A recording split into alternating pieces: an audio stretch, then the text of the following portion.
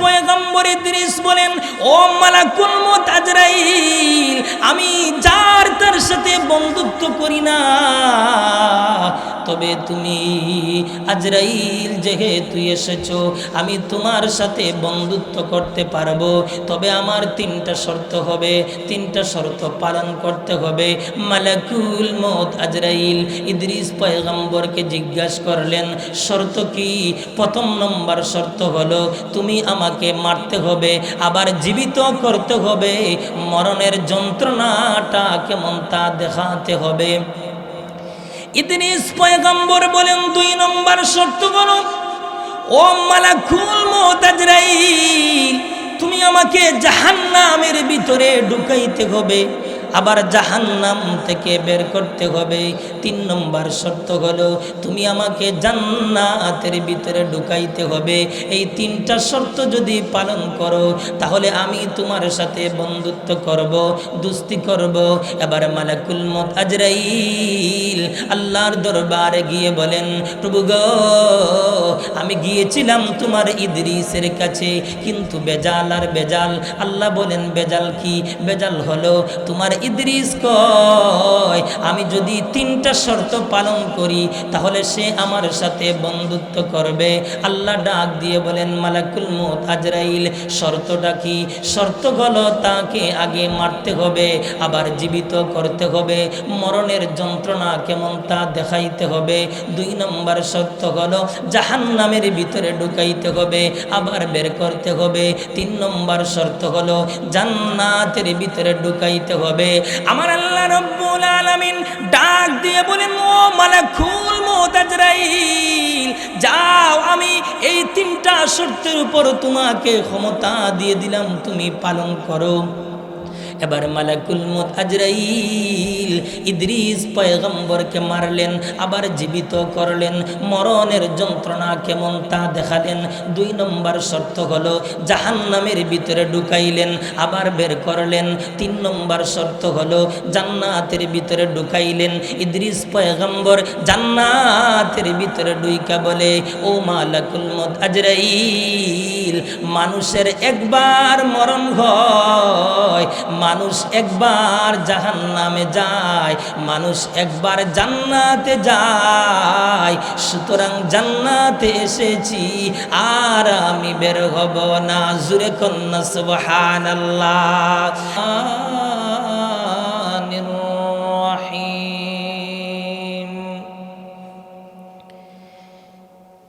লিকুল্লি উম্মাতিন আজাল إذا جاء أجلهم فلا يستأخرون ساعة ولا يستقدمون آمنت بالله صدق الله العظيم صلى الله على سيدنا ومولانا محمد وعلى آله وأصحابه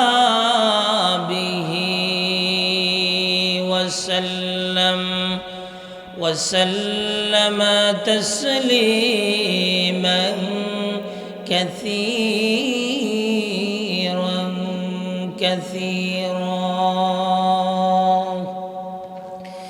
আলহামদুলিল্লাহ। মা বাবার রুহের মাগফিরত কামনায় বার্ষিক ওয়াজ মাহফিলের চলতিমান মাহফিলের সম্মানিত সভাপতি সাহেব, দিগর উলামায়ে কেরাম, অত্র এলাকার সম্মুখ প্রাণে সমবেত ইসলাম প্রিয় দিন দরদি মুমিন মুসলমান ভাইরা, মাইকের আওয়াজটুকু যত দূর পর্যন্ত গিয়া পৌঁছতেছে, পর্দার আড়ালের অবস্থানগত অত্যন্ত শ্রদ্ধেয়া সম্মানিতা মা এবং বোন, শুরুতেই বিশ্বজগতের মালিক, বিশ্বপতি পালক, বিশ্বমনিবের আলিশান দরবারে শুকরিয়া আদায় করছি, যিনি অত্যন্ত দয়া করে, মায়া করে, ভালোবেসে জিকরুল্লাহর মজলিসে তথা জান্নাতি বেহেশতি টুকরা বাগানে আসার, বসার, কথা বলার, কথা শোনার যে মহান রব্বুল আলামিন আমাদেরকে সুযোগ করে দিয়েছেন, সে মহান মুনিবের আলিশান দরবারে সকলেই হৃদয়ের সবটুকু ভালোবাসা উজাড় করে শ্রদ্ধা জড়িত কণ্ঠে আকাশ বাতাস মুখরিত করে মহান মুনিবের দরবারে শুকরিয়া আদায় করছি। সকলে আওয়াজ দিয়ে কোন আলহামদুলিল্লাহ। আরেকটু ইমানি জজবা নিয়া, ইমানি পাওয়ার নিয়া, ইমানি চেতনা নিয়া সকলে আওয়াজ দিয়া দিল কুলে মন ভরে আবারও শুকরিয়া আদায় করছি। সকলে আওয়াজ দিয়ে কোন আলহামদুলিল্লাহ। আসুন আমি আপনাদের খেদমতে মহাগ্রন্থ আল কোরআনুল কারীমের 114 খানা সূরার ভিতর থেকে একটা সূরা, যে সূরার নাম হলো সূরাতুল ইউনুস। সূরাতুল ইউনুসের একখানা আয়াতে কারিমার অংশ তেলাওয়াত করেছি। তেলাওয়াতকৃত আয়াতকে সামনে রাইখা নির্দিষ্ট আলোচ্য বিষয়ের উপরে কিছু কথা বলার চেষ্টা করব ইনশাআল্লাহ। আসুন আমার তেলাওয়াতকৃত আয়াতে কারিমার ভিতরে আল্লাহ বলেন, লিকুল্লি উম্মাতিন আজাল ইদা জাআ আজালুহুম ফালা ইস্তাখিরুনা সাআতান ওয়ালা ইস্তাকদিমুন।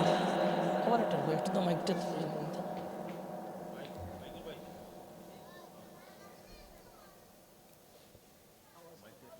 একটু তা তুইলা দেন, আর একটু তুইলা দেন,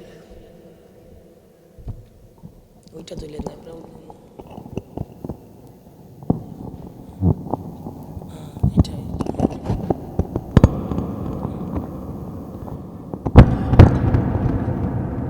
সবসময় লাগাইবার নিচে উচিত নেই। আর ওকে ওকে ঠিক আছে। আমার তেলাওয়াতকৃত আয়াতে কারিমার ভিতরে আল্লাহ বলেন, লিকুল্লি উম্মাতিন আজাল ইদা জাআ আজালুহুম ফালা ইস্তাখিরুনা সাআতান ওয়ালা ইস্তাকদিমুন। আল্লাহ বলেন, মালাকুল মউত যখন চলে আসবে, আজরাইল যখন চলে আসবে, তখন তুমি সামনের দিকেও যেতে পারবে না, পেছনের দিকেও যেতে পারবে না। যেই অবস্থায় থাকবে সেই অবস্থায় কিন্তু মালাকুল মউত আজরাইল তোমার জানটা কবজ করবে। কথা বলেন ঠিক কিনা? একটু আওয়াজ দিয়ে হা না বলবেন, জোরে কোন ঠিক কিনা?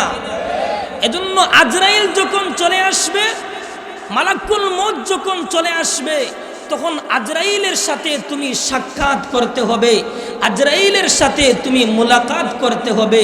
ইচ্ছায় অনিচ্ছায় আজরাইল কিন্তু তোমার জানটা কবজ করবে, এতে কোনো সন্দেহ। এজন্য মরণ থেকে কেউ বাঁচতে পারবেন না।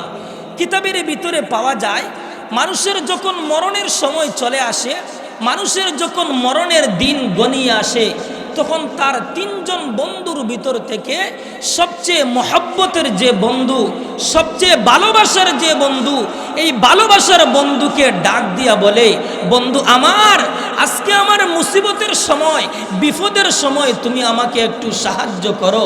কারণ সারাটা জীবন আমি তোমার জন্য আমার মেধা ব্যয় করেছিলাম, আমি তোমার জন্য আমি সময় ব্যয় করেছিলাম, আজকে তুমি আমার জন্য একটু সাহায্য করো। তখন বন্ধু জবাব দেবে, বন্ধু না, আজকে আমি তোমার জন্য কোনো সাহায্য করতে পারবো না, আমি তো তোমার সারাটা জীবন সঙ্গী ছিলাম, সারাটা জীবন তোমার খেদমত করেছিলাম, কিন্তু আজকে মরণের সময় আমি তোমার জন্য কোনো সাহায্য করতে পারবো, কোনো ধরনের কোনো সাহায্য করতে পারবো না। মানুষ আমাকে আপন মনে করে, কিন্তু আমি আপন না, আমি আপন হওয়ার একটা ভাব দেখাই, এইভাবে আমি মানুষকে ধোঁকা দিয়ে থাকি। 2 নম্বর বন্ধুকে ডাক দিয়া বলে, বন্ধু আমার,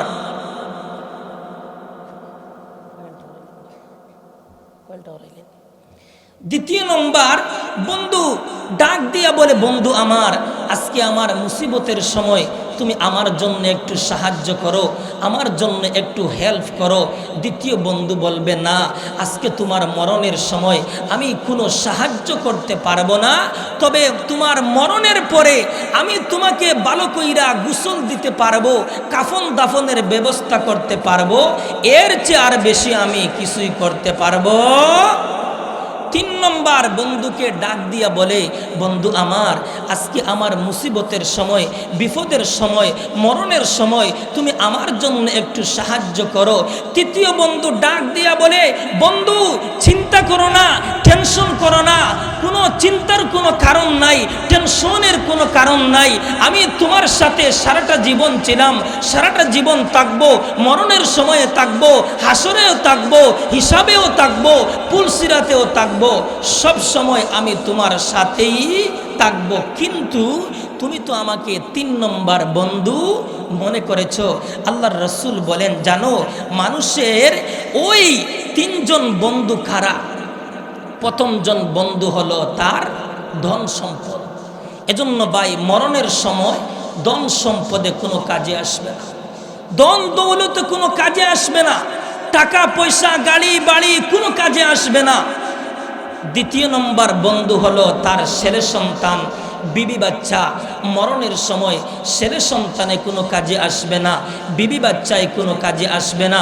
তুমি যাদের জন্য সব কিছু বিসর্জন করে দিয়েছো, যাদের জন্য সব কিছু তুমি ছেড়ে দিয়েছো, কিন্তু মরণের সময় এরাই তোমার কোনো কাজে আসবে না। তিন নম্বর বন্ধু হলো তোমার নেক আমল। এই নেক আমলটাই তোমার কাজে আসবে। নেক আমল যদি করতে পারো তাহলে তুমি মরণের সময় হাসতে হাসতে হাসতে তোমার মরণটা হবে। আর এই নেক আমলেই সুপারিশ কইরা তোমাকে জান্নাতের ভিতরে নিয়ে যাবে। জোরে কন্না সুবহানাল্লাহ। এজন্য নেককার হইয়া মৃত্যুবরণ করতে হবে। পরকালের সামান জোগাড় কইরা, আখিরাতের সামান জোগাড় কইরা, জান্নাতের সামান জোগাড় কইরা, কবরের সামান জোগাড় কইরা মৃত্যুবরণ করতে হবে। শুধু তা নয়, আল্লাহর রাসূল বলেন, ও আমার মায়ের উম্মতেরা, প্রতিদিন যখন সূর্য উদয় হয়, সূর্য ঘোষণা করতে থাকে, সূর্য এলান করতে থাকে, ও আল্লাহর বান্দা বান্দিরা, তোমরা যদি নেক আমল করো তাহলে এই মুহূর্তে এক্ষুনি তোমরা নেক আমলের ভিতরে লাইগা যাও, নেক ইবাদতের ভিতরে লাইগা যাও।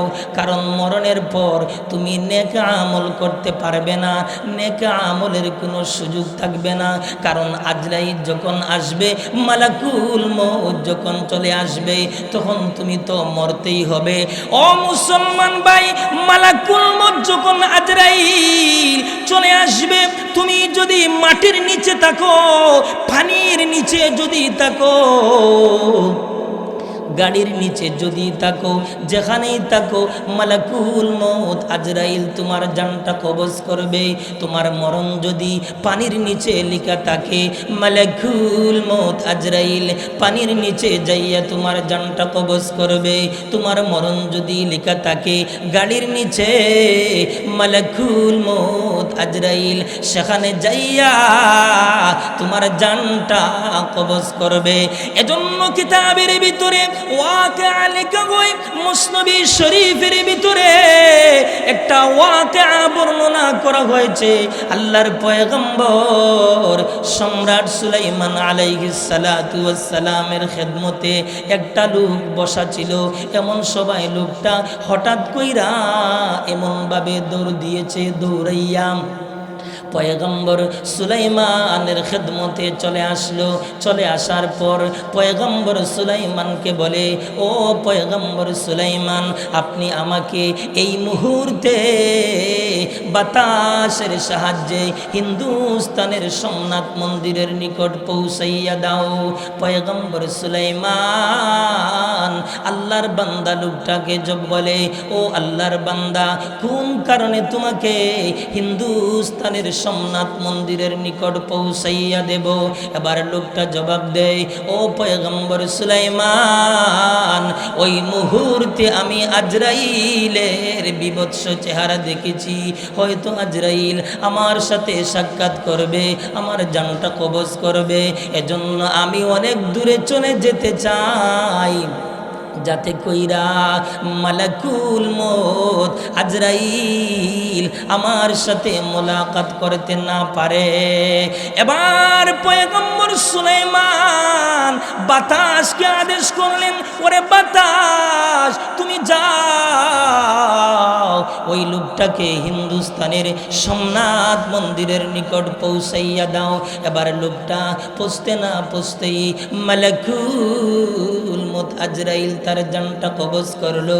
পরবর্তীতে একদিন মালাকুল মউত আজরাইলের সাথে পয়গম্বর সুলাইমানের সাক্ষাৎ হয়ে যায়। এবার পয়গম্বর সুলাইমান আজরাইলকে জিজ্ঞাসা করলেন, ও আজরাইল ভাই, তুমি যে ওই লোকটাকে তোমার বিভৎস চেহারা দেখিয়েছো, কোন কারণে তুমি ওই লোকটাকে তোমার বিভৎস চেহারা দেখিয়েছো? এবার মালাকুল মউত আজরাইল বলেন, ও পয়গম্বর সুলাইমান, মহান আল্লাহ আমাকে আদেশ করেছেন ওই লোকটার জানটা কবজ করব সোমনাথ মন্দিরের কাছ থেকে। তখন আমি ওই লোকটার জান কবজ করার জন্য রওনা হলাম। রাস্তায় তার সাথে আমার সাক্ষাৎ হয়ে যায়। শুধুমাত্র আমি তার চেহারার দিকে তাকাচ্ছিলাম, আল্লাহর বিধান নেই ওই জায়গা থেকে তার জানটা কবজ করব, এজন্য আমি তার জান কবজ করি নাই, আমি রওনা হলাম।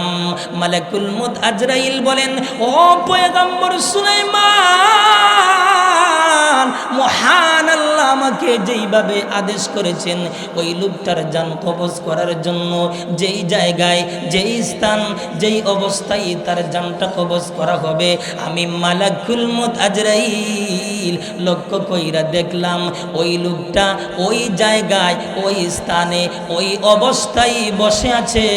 তখন আমি আল্লাহর গুণাগুণ বর্ণনা করলাম, আর আল্লাহর হুকুমে তার জানটাকে কবজ করলাম। সুবহানাল্লাহ। এজন্য মরণ থেকে কেউ বাঁচতে পারবেন না, বাঁচার কোনো সুযোগ নেই। যেখানে আজরাইল তোমার মরণ যেখানেই লেখা থাকবে, মালাকুল মউত আজরাইল কিন্তু সেখানেই তোমার জানটা কবজ করবে। এজন্য মরণ থেকে কেউ বাঁচতে পারবেন না। শুধু তা নয়, ওই মরণের যন্ত্রণাটাও এত ভয়াবহ যন্ত্রণা, এত কষ্ট।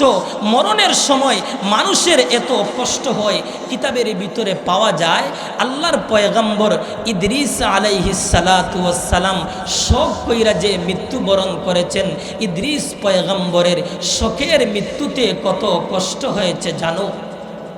কিতাবের ভিতরে পাওয়া যায় আল্লাহর পয়গম্বর ইদ্রিস আলাইহিস সালাতু ওয়াস সালামের মালাকুল মউত আজরাইল যখন জানটা কবজ করলেন, রূহটা বের করলেন, কত কষ্ট হয়েছে জানো?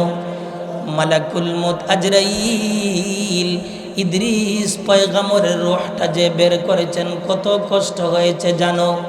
মালাকুল মউত আজরাইল আল্লাহর দরবারে বলেন, প্রভু গো, আমি তোমার ইদ্রিস পয়গম্বরের সাথে দোস্তি করতে চাই, আমি তোমার ইদ্রিস পয়গম্বরের সাথে বন্ধুত্ব করতে চাই। আল্লাহ ডাক দিয়ে বলেন, ও মালাকুল মউত আজরাইল, আমার ইদ্রিস যদি তোমার সাথে বন্ধুত্ব করে, দোস্তি যদি করে, তাহলে তুমি বন্ধুত্ব লাগাও, দোস্তি লাগাও। এবার মালাকুল মউত আজরাইল আল্লাহর পয়গম্বর ইদ্রিস আলাইহিস সালাতু ওয়াস সালামের খেদমতে আয়েশা বলেন, ও ইদ্রিস পয়গম্বর, আমি তোমার সাথে বন্ধুত্ব করতে চাই, আমি তোমার সাথে দোস্তি করতে চাই। আল্লাহর পয়গম্বর ইদ্রিস বলেন, ও মালাকুল মউত আজরাইল, আমি যার তার সাথে বন্ধুত্ব করি না, তবে তুমি আজরাইল যেহেতু এসেছো, আমি তোমার সাথে বন্ধুত্ব করতে পারবো, তবে আমার তিনটা শর্ত হবে, তিনটা শর্ত পালন করতে হবে। মালাকুল মউত আজরাইল ইদ্রিস পয়গম্বরকে জিজ্ঞাসা করলেন, শর্ত কি? প্রথম নম্বর শর্ত হলো, তুমি আমাকে মারতে হবে, আবার জীবিত করতে হবে, মরণের যন্ত্রণাটা কেমন তা দেখাতে হবে। ইদ্রিস পয়গম্বর বলেন, দুই নম্বর শর্ত হলো, ও মালাকুল মউত আজরাইল, তুমি আমাকে জাহান্নামের ভিতরে ঢুকাইতে হবে, আবার জাহান্নাম থেকে বের করতে হবে। 3 নম্বর শর্ত হলো তুমি আমাকে জান্নাতের ভিতরে ঢুকাইতে হবে। এই 3টা শর্ত যদি পালন করো তাহলে আমি তোমার সাথে বন্ধুত্ব করব, দোস্তি করব। এবার মালাকুল মউত আজরাইল আল্লাহর দরবারে গিয়ে বলেন, প্রভু গো, আমি গিয়েছিলাম তোমার ইদ্রিসের কাছে, কিন্তু বেজাল আর বেজাল। আল্লাহ বলেন, বেজাল কি? বেজাল হলো তোমার ইদ্রিস কয় আমি যদি 3টা শর্ত পালন করি তাহলে সে আমার সাথে বন্ধুত্ব করবে। আল্লাহ ডাক দিয়ে বলেন, মালাকুল মউত আজরাইল, শর্তটা কি? শর্ত হলো তাকে আগে মারতে হবে, আবার জীবিত করতে হবে, মরণের যন্ত্রণা কেমন তা দেখাইতে হবে। 2 নম্বর শর্ত হলো জাহান্নামের ভিতরে ঢুকাইতে হবে, আবার বের করতে হবে। 3 নম্বর শর্ত হলো জান্নাতের ভিতরে ঢুকাইতে হবে। আমার আল্লাহ রব্বুল আলামিন ডাক দিয়ে বলেন, ও মালাকুল মউত আজরাইল, যাও, আমি এই 3টা শর্তের উপর তোমাকে ক্ষমতা দিয়ে দিলাম, তুমি পালন করো। এবার মালাকুল মউত আজরাইল ইদ্রিস পয়গম্বরকে মারলেন, আবার জীবিত করলেন, মরণের যন্ত্রণা কেমন তা দেখালেন।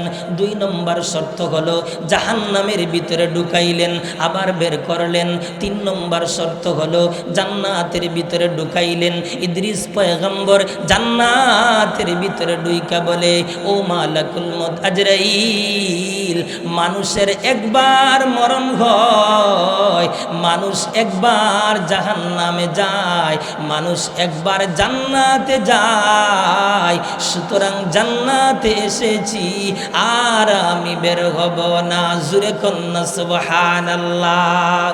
ও মুসলমান ভাই, কিতাবের ভিতরে পাওয়া যায় ওই ইদ্রিস পয়গম্বর শোক কইরা যে মৃত্যুবরণ করেছেন, শোকের মৃত্যুতে কত কষ্ট হয়েছে জানো?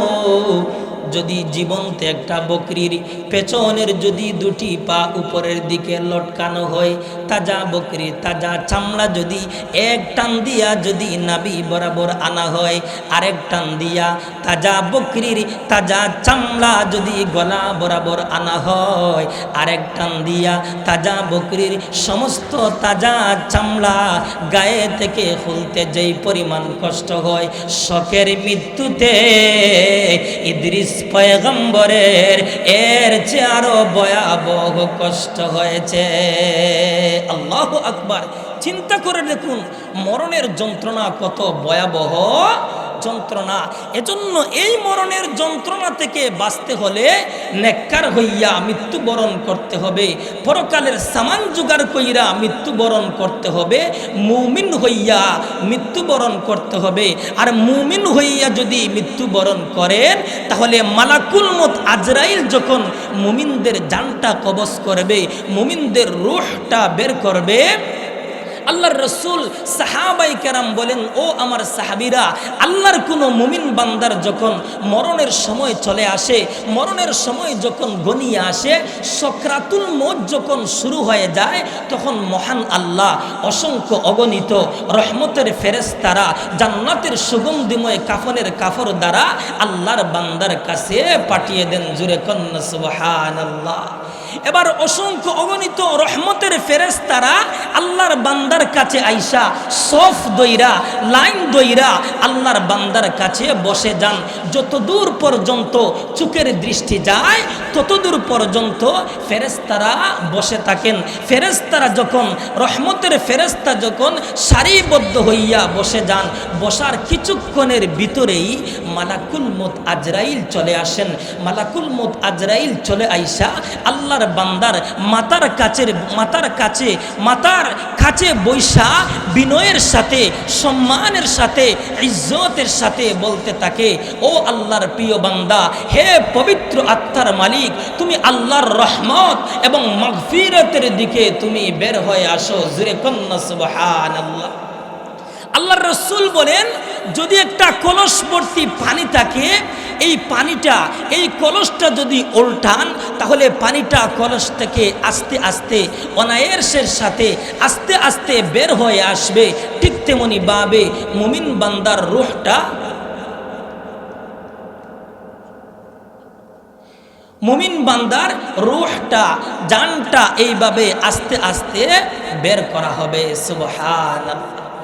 এবার মালাকুল মউত আজরাইল ওই মুমিন বান্দার আত্মাটা গ্রহণ করার সাথে সাথে ৭২,০০০ ফেরেশতাদের হাতে জান্নাতের সুগন্ধিময় কাফনের কাফন দ্বারা আল্লাহর বান্দার পবিত্র আত্মাটাকে জড়াইয়া নেবেন।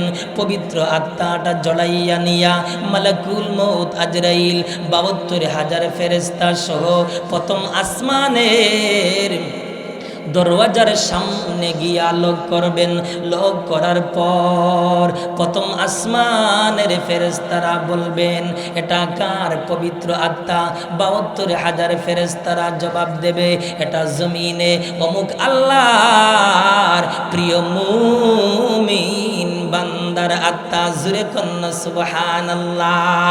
এবার ৭২,০০০ ফেরেশতা বলবে, ও ফেরেশতারা, আমরা ওই পবিত্র আত্মাটা নিয়ে আল্লাহর দরবারে যেতে চাই।